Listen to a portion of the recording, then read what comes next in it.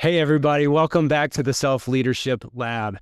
Today, I am really excited because we're going to be talking about something that has become near and dear to my heart, and that is Stoicism. So today, I have Brittany Polat. Let me tell you a little bit about her. She holds a PhD in Applied Linguistics, but is currently devoted to the study and practice of Stoicism. As a philosophical writer, speaker, and community organizer, she specializes in conveying complex philosophical ideas in a form that is accessible to a wide and diverse audience. She is currently the editor of Stoicism Today, the online journal for modern Stoicism, and her most recent books are Jesus and Stoicism, Stoic Ethics, and Journal Like a Stoic. Brittany, welcome to the show. Why don't we start off with, today, I guess I should have said, we're going to really talk specifically about your latest book, Jesus and Stoicism. I think it came out March 14th-ish, give or take. What drew you to writing about Stoicism and the life of Jesus? Yeah, well, first of all, Bobby, thank you so much for having me on your show. I'm very happy to be here with you. And so to dive right into my book, I've been studying Stoicism and writing about it for close to a decade now. I read my first book in 2016, which I can't believe. So yeah, it's been about 10 years now, and it has really improved my life, which is why I always like to share it with people. It's why I've gotten involved in the Stoic community around the world, and it's why I continue to write books and my Substack on it. And this particular one came about when an editor approached me with an idea saying, hey, there aren't that many books out there on Jesus and the Stoics, so let's bring this into the world. And I was really happy to jump on board, partly because it was following in the tradition. They had a predecessor book written by Marcus Borg, who is a Lutheran pastor, theologian, and a scholar of the historical Jesus. And his book was called Jesus and Buddha. And he was all about just bringing the two traditions side by side and seeing what together they can really tell us about spirituality, about being a good person, all of these things. So I was happy to continue in that tradition. And as I say in the introduction of my book, I'm not here to, make an academic argument that these two are similar in certain ways. It's really more about just bringing an open heart and an open-minded spirit to these two traditions, which have, no matter what you might think about them, they have undoubtedly shaped the Western world, right? Western culture, our Western political systems, Stoicism and Christianity have both significantly contributed to whoever we are today. So even for that reason alone, it's worth looking at these two together. But my overall hope is that people will find it inspiring and find some life guidance in these pages. Nice, nice. Well, I read it and I certainly find it both inspiring and wisdom provoking. So you did an excellent job, and I highly endorse for everyone to go out and get this book and really learn into it or lean into it. Um, for the listener who doesn't know, and because you're kind of more of an expert in the field of Stoicism than I am, briefly define what Stoicism is. So Stoicism is an ancient philosophy which is currently undergoing kind of a renaissance as people are looking for more ways to live their lives with meaning, with purpose, in an ethical way, dealing with all of the crazy things that are going on in our world. Some people say that Stoicism thrives when the world gets crazy. So it's had different resurgences throughout history. There was a period called Neo-Stoicism in the 17th century, where there were a lot of religious wars going on, and people turned to Stoicism during that time. Of course, if we look all the way back to ancient times, it was crazy, all constant war and bloodshed and this kind of thing. So Stoicism tends to have a resurgence of popularity when people are really looking at the craziness of the world and saying, okay, what can I do? What can I do? Just me, to maintain my sanity, to have a good life, to be a good person in the midst of all of this turmoil. So it's kind of like it's an ethical system, but also kind of just a framework for looking at the world and living a good life. Yeah.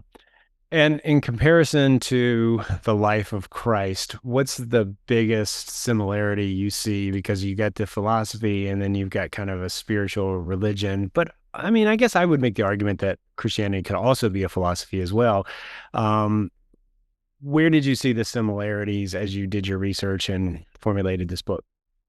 Yeah. So Throughout history, some people have looked at the metaphysics of Stoicism and Christianity, but that is something that I set aside when I started the book because primarily what interests me is the ethical aspects.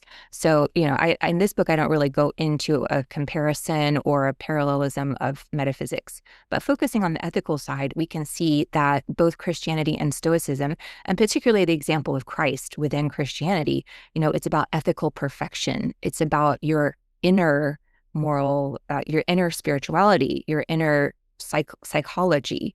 It's not about external display. This is something, of course, that Jesus explicitly talks about, and so do the Stoics. We're not doing all these things for material gain.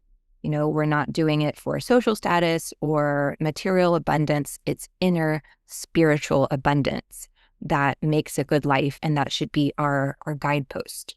So there are a lot of parallels in the ethics. Fascinating.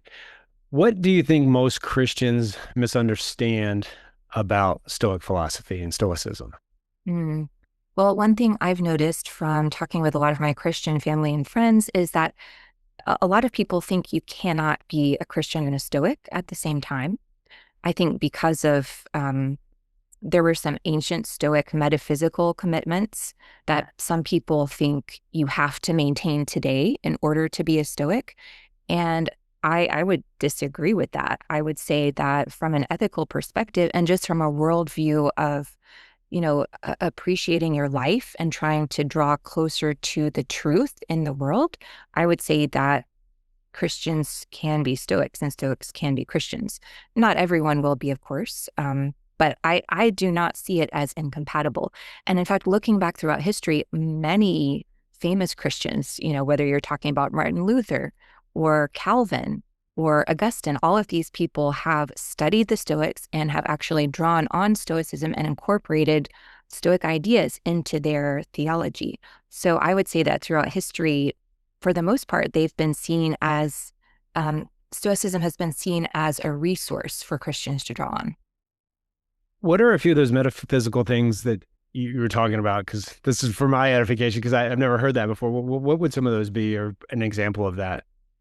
Well, for example, the ancient Stoics saw God as inherent in the cosmos.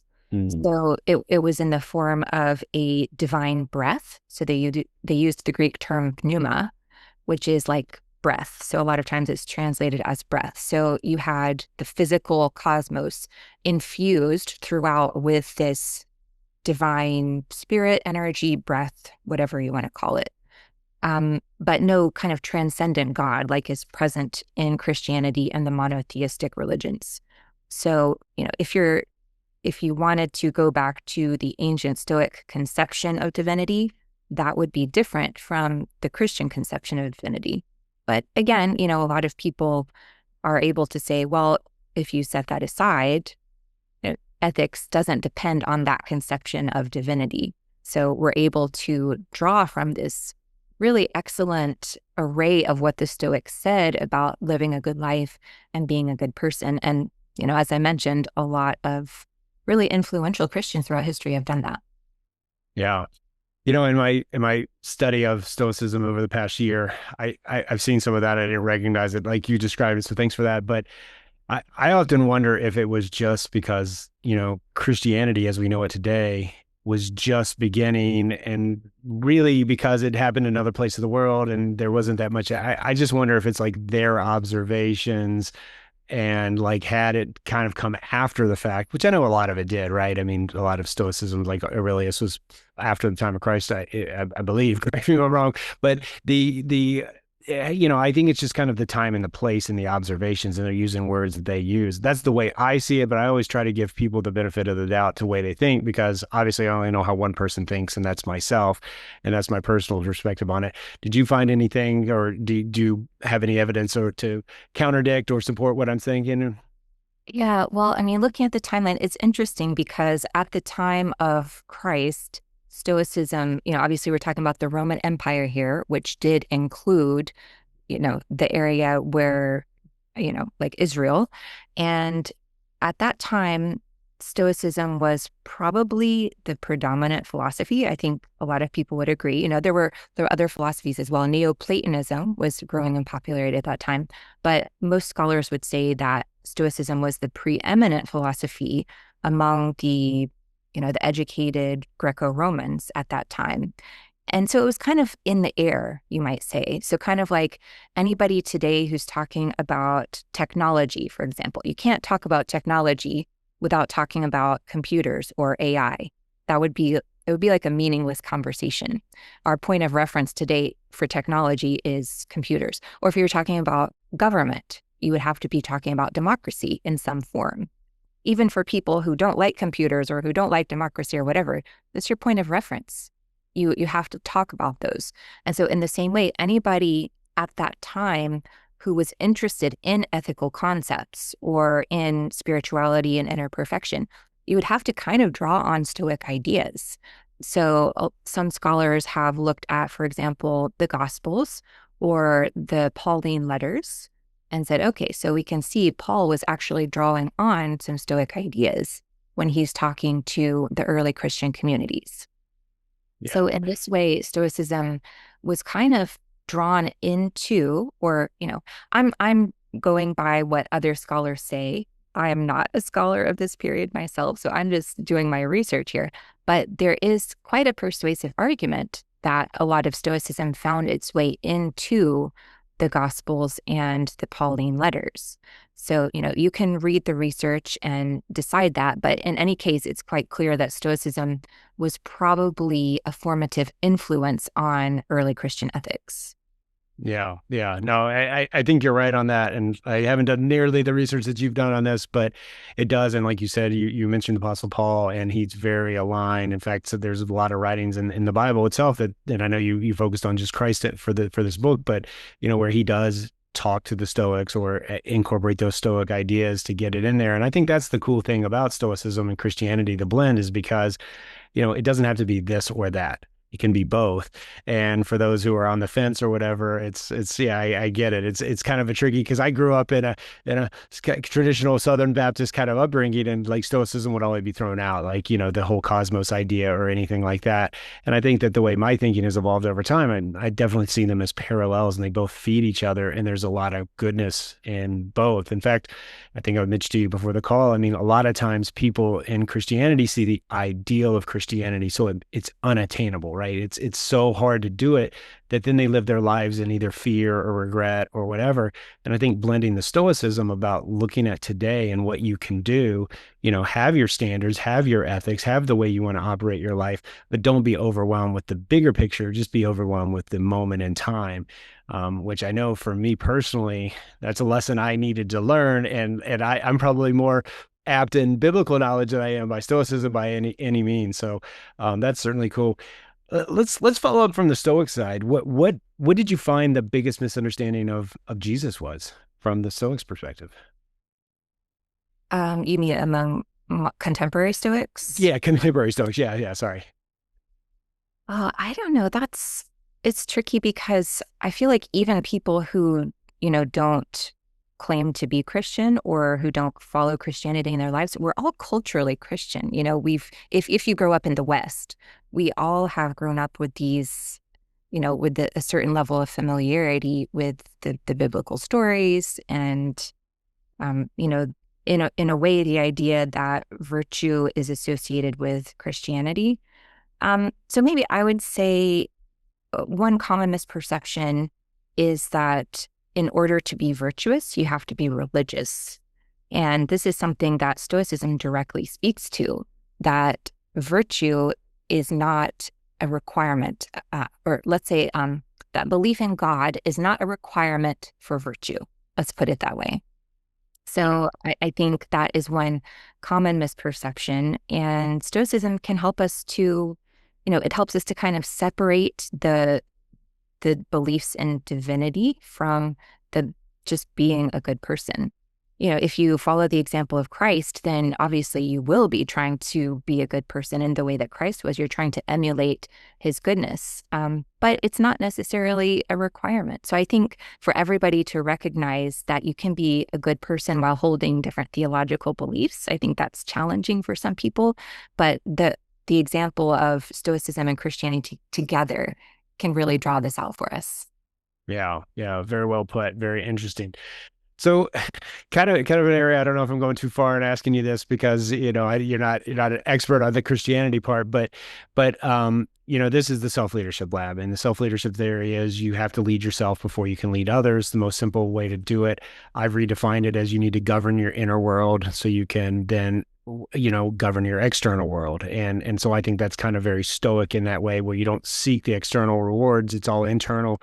And sometimes this comes at odds with Christianity because it seems like it's a self-focused. And from what I've heard from others about Stoicism is they think that the self-mastery is kind of an impediment to Christian faith.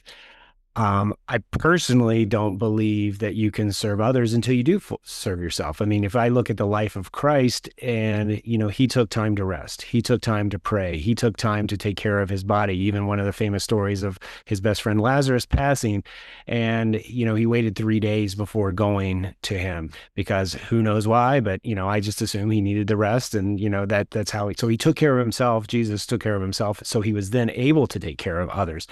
Do you see a dichotomy or anything in your research where the self-centric, or at least I think the modern perception of Stoicism is self-centric, so if I'm wrong there, please correct me, is an impediment to Christian or kind of a tension there?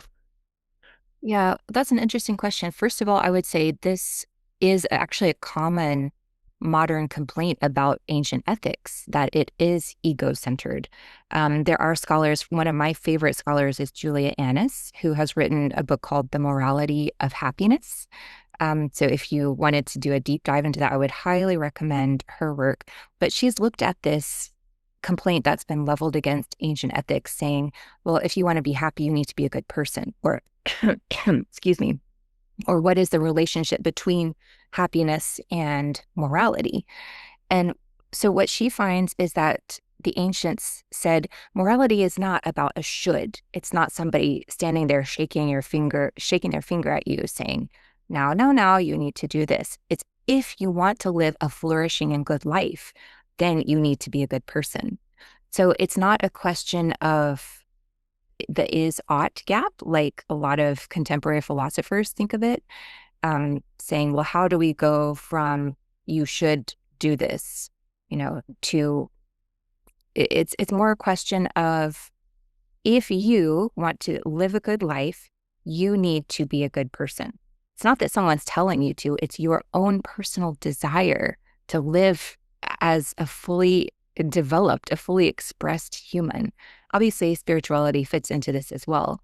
But I think that criticism is valid for some forms of contemporary Stoicism. We call them Broicism. So people out there who are just saying, yeah, you be a Stoic so you can, build muscle mass, or, you can become wealthier, this kind of thing. You do see that out there.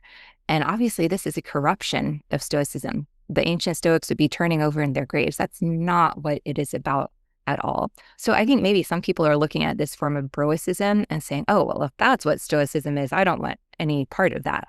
So part of what you're doing, I think, and what I try to do in my work is to say, no. Stoicism is actually about being pro-social. It's about taking care of yourself and others, kind of like you were saying. So really showing people what maybe a more authentic version of Stoicism is all about. Yeah. Yeah, I read one thing, and I don't know if it's true or not, but they said, like, a Buddhist can be at peace up on a mountain or in a secluded area, whereas a Stoic strives to be at peace amongst the crowd, amongst the community that they live in.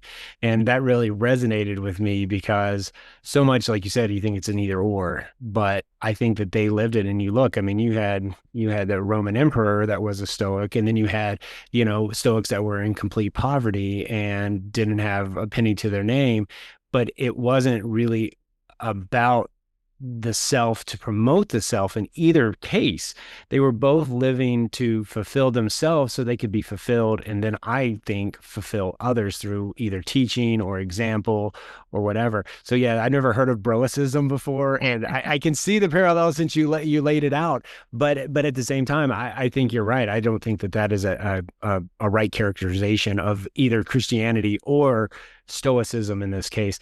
Moving on to like suffering, because I hear a lot of times when I talk to Stoics or not Stoics or discuss Stoicism with others, they think that Stoicism requires like suffering and denial of, common goods.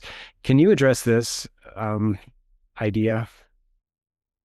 Yeah, well, you do find advice from the ancient Stoics talking about building up your endurance and ability to resist hardship by the practice of hardship.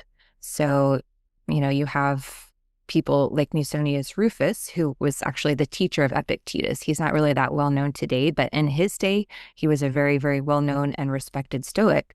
So he's telling people, you got to train yourself physically and mentally and psychologically to know that hardship isn't a bad thing. And so he recommends some practices, don't live in luxury, practice fasting, this kind of thing. At the same time, you have someone like Epictetus, who is well known for his austere lifestyle. He lived very simply, but he tells people, don't go and do these exercises for show. You don't want to be showing people, oh, look how tough I am, And he used the example of hugging statues in the winter. So this was a practice that I think the ancient Cynics used, and maybe other people were running around doing this to build up their endurance. But, obviously a statue is made of stone. It would get super cold in the winter. And so people would go hug the statue to prove their cold resistance. Epictetus is like, no, you don't need to do this. This is all for display. And again, as we talked about earlier, both Stoics and Christians are against doing things merely for public display. So he says, all you have to do when it's hot outside and you're really thirsty, take some water into your mouth and spit it out. And don't tell anybody about it. And I love this because it's such a simple action, but you do it for yourself. So going back to this ideal of inner perfection, you're training yourself. You don't need to show the world how great you are, how tough you are. And so again, a lot of these, the suffering practices that you might hear the Broics talking about, there is some basis for doing that, but it gets blown way out of proportion. And so all we need to be doing is finding ways to, remind ourselves that we're not dependent on luxuries. Yeah, that hug in a statue, I couldn't help but think that that's the modern day cold plunge that everyone's, they love to tell you how long they're in a cold plunge, and somehow that's are you doing it for yourself, or are you doing it so you can tell me about it tonight at dinner, kind of thing. So I find that kind of funny. I hadn't come across that reading yet about hugging a statue, so thanks for bringing that up. Yeah, the whole suffering and the going without part, I think on both sides of the equation, is very interesting because obviously Jesus lived very simply and, and talked about it. But my perspective on this is that both are teaching us to don't let those things get in the way. I can't remember which one said, I don't even think it was then. I think it was a French philosopher later on said, true wisdom is knowing what's important and to collect knowledge on those things only. I think that's what the Stoics and Jesus Christianity was telling us is if you have things, that's okay. But if the things get in the way of you being who you are or how you interact with others, then it becomes a problem. So I find both of those teachings are just showing, hey, go without it and then see. Because it's kind of like, when you have a food allergy or something like that, you do a restrictive diet for a while. You take things back and enter them back in just to see which one's causing you turmoil. That's the way I kind of see it. Am I right there or wrong? Or do you have any other perspective on that? No, I think that's a great analogy. And the Stoics called these things preferred indifference. So they're things that don't really matter for our happiness. Like, for example, health. Everybody, given a choice, you're going to choose good health over poor health. But you can still be a good person. You can live a good life. You can accomplish great things, even if you don't have good health. In some ways, good health is not up to us. So yeah, a lot of what they were saying is, I think you mentioned this word earlier, values. It's changing what you value in your life. and orienting yourself around those things that do matter and building your ability to be a good person and live a good life with just those things that matter and not all the extraneous things that the world tells us we need. So just having a laser focus on those things that do matter. So yeah, I think the way you put it was great. Yeah, I think the word values is an interesting one. I know you're linguistics trained. It's overused in society today, and a lot of times value is what other people value. And I think once you do this restriction and this kind of deep self-reflection, if you will, then you understand what your values are, and then you are able to set up the standards that you want. Because, how many of us say what's important to us, but our lives don't show it? You and I were kind of talking about this on the show, before the show. And I mean, that is a detriment to Christian faith. And you said it's a detriment sometimes to Stoicism. If you say you're a Stoic and you don't live stoically, you don't show that example. Well, I think that all goes back to what you value as a person, and then it's demonstrated in your life or not. And if it's not demonstrated, I would argue that it's not even a value. It's just maybe an ideal or an expectation and something you may want in yourself, but you're not willing to do the work on that. You have any more to shed on that one, that thought? Yeah, I mean, I think that hits the nail on the head. And so one of the chapters I included in my book is sincerity, which is something that Jesus was really adamant about. He was super critical of the Pharisees and anybody else that he perceived as loving acclaim from men, depending on what kind of translation you use, and basically, talking the talk, but not walking the walk. So he was extremely critical of people like that, as were the Stoics. And, the other word that we can use for that is hypocrisy. Nobody wants to be a hypocrite, right? So I think our challenge, and something that Jesus and the Stoics help us with, is sincerity. So if sincerity is our goal, how do we live in alignment with our values? Or if you're a Christian, how do you live in alignment with Christ? How do you emulate Christ? So this is obviously, the hardest part. This is where the meat is. It's so easy to give lip service to these ideals. How do you live in alignment with it? And I think the answer from both the Christian and the Stoic perspectives is you become a new person. It's transformation, it's conversion. And a lot of times today we think about conversion as simply a matter of belief, particularly in, the Christian tradition. A lot of times it's presented as a belief, as an acceptance of Christ as God. However, this idea actually goes back to Greco-Roman philosophy. And in the same way, there was supposed to be a complete transformation in your behavior. It's not merely a matter of saying, I believe. It's a matter of the complete overhauling of who you were before, a shedding of your old values, of your old persona, and a rebirth, right? And again, obviously, taking Christ as the model here, a rebirth into something new. And that entails your entire life, your entire behavior, the entire way you look at the world, becoming a new person. So I think that's probably one of the most important lessons from both of these traditions. Yeah. Reminds me of the passage that says, be transformed by the renewing of your mind. And that's one thing that the Stoics say, you die to yourself every day. And, so many people in the coaching leadership world are like, well, I'll do this tomorrow, or I'll be happy when, or whenever. And, or even to take it a more modern or more recent example or timely example is like, I've had a bad day. Well, why do you have to wait for the day to end to make it a better day? I say you could die to yourself each second, each minute, each hour, whatever you need to do. And that whole way you look at things, I think is lost in our culture today, right? Because people think they know the answers and, hey, we have this title, we have this degree, so we have to know everything about everything. And I say this a lot on this show. The best thing about the education and all the research I've done is I question everything, like what I thought about yesterday.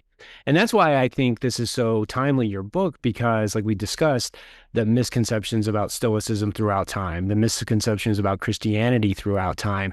And I'm seeing a resurgent to both because I think people are starting to get tired of the way culture or we're programmed to live our lives. So I think people are looking for this formation of their minds and the way, because everyone says they want to be happy, right? You see it all the time. There's signs, there's billboards, be happy, be happy, be happy.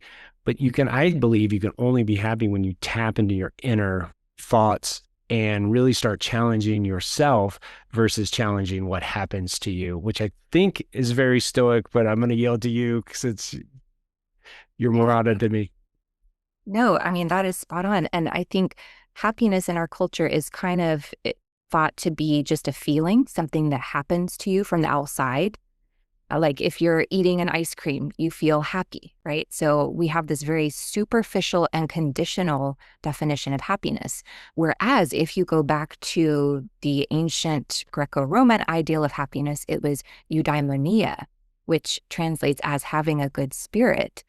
And it was a much deeper idea of your overall life. What kind of a life are you living? What kind of a person are you? Eating an ice cream doesn't begin to cover it, right?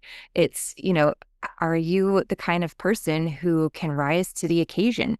If you're called on to be resilient or you're called on to pass through suffering, are you the kind of person who can face that with a good spirit? So I think the ancient conception of happiness, which obviously also informed, early Christianity, is a much broader and much deeper form than what we currently think about as happiness. And I think that, the very fleeting nature of happiness in our culture, if you're orienting yourself towards this superficial happiness, you're doomed to be unhappy because it is not stable at all. It will come and go, and it depends on the conditions of your life. So what we want is a much deeper, a deeper way of being happy that doesn't depend on external conditions at all. Seneca says it's born in your own home. And I love that phrase because, your home, your spirit, your psyche, yourself, this is where your happiness comes from. So yeah, I completely agree with what you said. That's a beautiful way you put it as well. I like that, in your own home. I mean, that resonates true. It's truly amazing when I read the writings of the Stoics. It's just how simple it is, and that's one of the things I find interesting about both the Bible, whatever translation you read, or the Stoics. I mean, some of it's hard to understand, I think, in the Stoicism a little bit, but for the most part, the key points, they're very clear. And they talk about, starts with the self and this ideal of how you view, yourself in the world. So I encourage anyone, if you've never read any Stoics, pick some up and start reading it. I mean, there's plenty of quote books out there, but even if you read like the full text, like I'm reading Meditations right now, and most of it you can understand. Like some of it you have to go back and do the history lessons because they quote, people of that time or teachers of that time that I don't know. I'm sure someone in your position might, but transition a little bit. What was like one of the biggest takeaways or something you didn't expect to learn from doing this comparison of Jesus and Stoics? I mean, I didn't realize exactly how much Stoicism had found its way into the Bible. And again, this is going by what theologians are saying. And I don't think that needs to be threatening to Christians because like one theologian that I read was like, hey, if you want to know what Paul really meant, then study the Stoics and you get a better idea of what he was actually telling his followers, right? So I don't think that needs to be threatening in any way. And I should also note that I have not read any scholars who suggest that Jesus himself was influenced by the Stoics at all. That's nowhere to be found. So I don't think that was the case. But what happened probably is, in the decades where the early church was being formed and nourished, people who had been educated in the Greco-Roman tradition were the ones kind of writing everything down, right? And so naturally, they were kind of bringing the ideas that they had received in their education and were kind of bringing it to bear in what they wrote down. So anybody who's interested in this, there are some really great scholarly texts I could recommend. Maybe I can send those to you, Bobby, to put in the links. But yeah, this is something, if you're interested in this, I would definitely say, maybe start with the overview in my book, but then dig into it yourself if you're interested in that. Yeah, yeah. Well, I'm certainly interested in it. So if no one else is, that's fine. I would definitely, because like I said, I'm in this real passion to understand more, and that is very interesting that you said the people that wrote, they were probably trained in the Stoic philosophy. I mean, because it was the preeminent of the time, so of course it's going to sneak in there. Yeah, I often wonder if Jesus was a Stoic, and I think you answered it that no, there's no indication that he was, but he was very stoic in his behavior. So that's where I think the biggest marrying up can be, regardless of what you think about, Christianity or Stoicism. If you're opposed to one or the other or both, even, you can learn a lot from just the way that he lived his life. And I think you do a really good job of showing those comparisons without meaning to. I mean, like I said, you just put the text down there, with a simple introduction and let people think what they want. But it really expands your thought. And I like the way your format too is you have them side by side, so you don't have to scroll back and forth to figure them out. I mean, you can really study the text. And you probably had this in which version of the Bible did you use? Were you consistent in that across the board? I can't remember right offhand. Yes, so it was the World English Bible. Okay, World English Bible. Yeah, and again with like the way the Bible biblical translations are too, I found it interesting in my Stoic comparison is, going back to different versions of the Bible and seeing how and some relate really well, and then some are they seem at odds. But I think that odds is where the real growth happens, because then that's when you can really sit down and say, well, what was Seneca saying and what was Paul saying? Well, in your case, it's all biblical text from the Gospels, but what were they two saying here, and compare and contrast? And then I think you find the meaning for you. And I don't know. Would you say Stoics are dogmatic in any area, or do you think that they kind of are less dogmatic than probably religion as we know it today is? Well, ideally, you're not going to be dogmatic about very much because you're constantly questioning. The Stoics followed Socrates, right? The Socratic tradition of questioning everything. It's interesting because there were some other schools of thought in antiquity, such as the skeptics, who called Stoics dogmatists because they didn't question everything, such as our sense information. The skeptics went really far and they were questioning, can we trust our senses, this kind of thing. Whereas Stoics were a little bit more circumspect about that and saying, yeah, there are some things we can know for sure. Epictetus gives the example of if you're standing outside in the middle of the afternoon on a hot summer day, the sun is shining. Like there's just no way you can deny your physical sensation that the sun is shining because you're hot, you're sweating. Like there's no way around that. So the Stoics said there are some things we can know for sure, but they encouraged us to constantly question social values, society, this kind of thing, and to be constantly on a quest to better understand things and to not take anything for granted. So in that way, Stoicism is a bit different from a religion, Christianity or other religions, which are much more about trusting revelation and trusting the authority of, certain like Jesus or other people like saints who might be considered divine. So trusting in them versus questioning. Although questioning does have a place in religion as well, but the Stoics, I think, were much more, and philosophy in general, I should say, is much more about, question everything, don't take anything for granted, find the answers that satisfy you. Mm.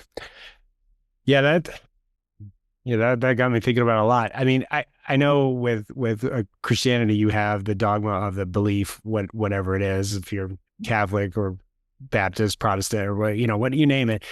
But yet at the same time, I think the questioning may not be of the thing, and maybe questioning more about how you relate and live and learn the way you need to be the best version of whatever that is.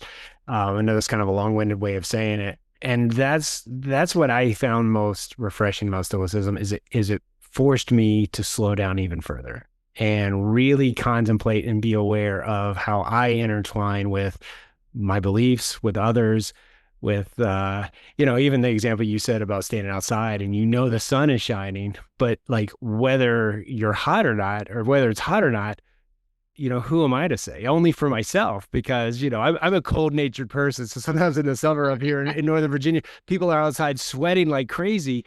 And I'm like, man, this is actually very comfortable. So like to me, it's not hot, but who am I to say whether it's hot or not? But I mean, the sunshine is obviously there. That's very interesting. I'll be thinking about that one well after this podcast to redefine the way I perceive that. Um, yeah, I know we're kind of getting into time here, but what I want to turn it over to you to kind of give you your wrap up of the book, what you learn, where people can find you, and maybe throw in there like some resources or suggestions that people who want to start exploring. Obviously, the Bible is fairly easy. If you want to read the words of Christ, you just pick up a Bible and read it. There's plenty of commentaries out there, as there are with Stoicism, but give people a good starting place as well where they can start learning if that's something they're interested in. Yeah, I would actually recommend reading the work of some modern Stoics. So, this is one thing I did before I ever picked up the Meditations or Seneca's letters or anything. I first read some books by modern Stoics because this gives you more of a framework with which you can interpret the ancient writings. So, my very first book on Stoicism was called A Guide to the Good Life by William Irvin. And that's a book I always recommend. It's very highly regarded, very popular. So, you might want to start there. And he starts assuming that you haven't heard of Stoicism, you don't know anything about philosophy or ancient philosophy. So it's kind of right at the beginning. And then he makes the case for why you should be interested in Stoicism or how this can help you. And there are a number of other books that do that. Donald Robertson's works are really good. John Sellers' works are really good. So I would recommend one of these authors who are not in the like fast-paced, oh, Stoicism will help you make money world. Stay far away from that. But a lot of these writers actually started a group called Modern Stoicism, which is a charity based in the UK. I'm a part of it. And we try to, our sole mission is to share Stoicism with people. So I'm an editor of the journal. It's called Stoicism Today, which you can find on Substack. If you go to stoicismtoday.substack.com, I think is the exact address. And we have voices from all walks of life. So we have some scholars, we have some people who have found Stoicism really useful and they're sharing how they've approached Stoicism. So you can learn a lot there as well. I would just caution people, don't go on YouTube and type in Stoicism. You're going to find a lot of weird videos of like statues of Marcus Aurelius with bulging muscles and this kind of thing, like completely just inaccurate information. So don't do that. Be very careful about where you're getting your information from. There are also fake quotes all over the internet. So try to go back to, I say reliable. It can be hard to know who's reliable. I would say if you go to modern Stoicism and the writers associated with that, you're going to be safe. Obviously, you could go to one of the university presses as well and try to find some of the more academic voices. But what we try to do is have reliable but relatable voices. So yeah, that would be where you can find some of my work and also kind of a good starting place to find trustworthy work on Stoicism. Yeah, no, fascinating. And you failed to mention the most important is your book right here, and I'm holding it up for those of you on YouTube. And it's just this cute little book. You could just throw it in your backpack wherever, take it everywhere you go with you. But this is truly a great thing, and I'm so glad that I found you in this, and you offered to come on and share your thoughts with us. So I definitely will put all the links to this and in the show notes as well, and then whatever resources you send over. But any closing thoughts on your book? Anything you want to share to get us out of here on a positive note today? Yeah, well, one reason I wrote the book is because I feel like differences receive so much attention today. Everyone's always arguing, especially if you spend any time online. And so my entire goal with the book is to just show how we can hold two things together thoughtfully, respectfully, and just try to find commonalities and parallels instead of always arguing about who's right. So that was one of my major goals with the book. And that's what I would hope that people who read the book come away with. Yeah, no, I certainly agree with that. And I love that you put that right from the get-go, because like you said, all this disagreement, sometimes we can both be right. And we can live in peace and harmony if we are. Why always fighting all the time? So Brittany, thank you so much. Thank you for writing the book. And then more importantly, thank you for coming on today and sharing a lot of wisdom with me and helping me understand this journey that I'm on a little more. For all you who are listening, I hope you enjoyed this. Please check out the show notes. We'll get you the resources and let me know. Do you want to hear more about Stoicism on this show? Because while not directly related to self-leadership, I think anything that makes us a better person, Stoicism, Christianity, the Bible, all of those things can help us lead ourselves so we can then go and lead others. Until next time, everyone have a wonderful day.